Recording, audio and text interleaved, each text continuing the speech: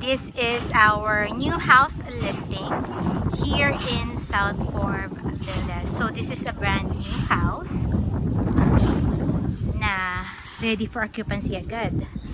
Tapos may garden landscape ka na dito. Kasya yung 2 parkings. And note ko lang, yung kanyang bubong ay Tegula roof tile. So yan, hindi siya molded. Tiles talaga siya. So may double insulation ka para hindi mainit. So let's check yung loob. So yung mga doors nito, mahogany. Medyo nire-retouch lang siya, kaya may mga kalat tayo dyan. So talagang kapag binili mo to, brand new na brand new. So ito yung sala area. Tsaka dining. So open floor lang siya.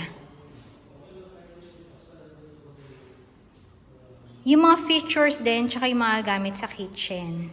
Yan, Germany made yan. So meron tayo ditong Elba na lutuan. Yan. So the lot area of this property is 154 square meter. Then ang kanyang floor area medyo malaki, 250 square meter kasi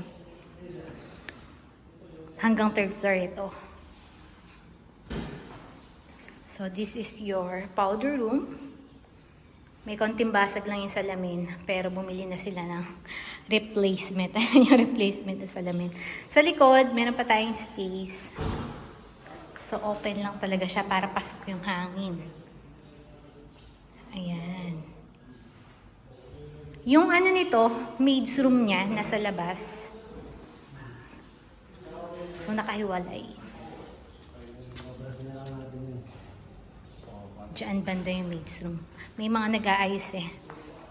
So, since ongoing pa yung touch-up nito, kaya medyo madumi. Pero syempre, kapag pinurchase mo to, lilinisan naman nila. So, this is our first room. So, may mga blinds na, Korean blinds. O, diba? Lalaki yung window. Liwanag. Yan, meron na tayong mga split type inverter na aircon. Then, built-in cabinet. Then, ito yung ating second room. Yan. So, malalaki yung room niya. Ito yung sinasabi ko sa inyong roofing nyo. Ang maganda pa dito, as per the engineer, ang ginamit dito ay 16mm, then 16 pieces na mga bakal for the post. Kaya sobrang tibay, wala kang i-worry kahit lumindol. Matibay na matibay siya. So, ito yung ating CR. And this is our master bedroom. So, yung first at second room, share sila ng CR. Pero syempre, kapag master bedroom, may sarili kang toilet and bath. Yan, may provision na siya sa lalagyan ng TV. And may access ka sa balcony. So, ito yung tinatawag natin na Tegula roofing. O, diba, hindi siya molded. Talagang tile siya. Kaya may insulation ka from heat. And of course, you have your built-in cabinet at itong malaking CR niya. Diba? Yan. And akit tayo sa 3rd floor. Itong sa 3rd floor, pwede mo siyang gamiting entertainment area. Pwede rin namang office. Pero pwede mo pa rin gawing bedroom kasi ang laki eh. Ayan, open lang siya. Pwede mo, kung gusto mo ilagay yung master bedroom dito, pwede. O, diba? Since ang lalaki ng windows, maliwanag siya kahit walang ilaw.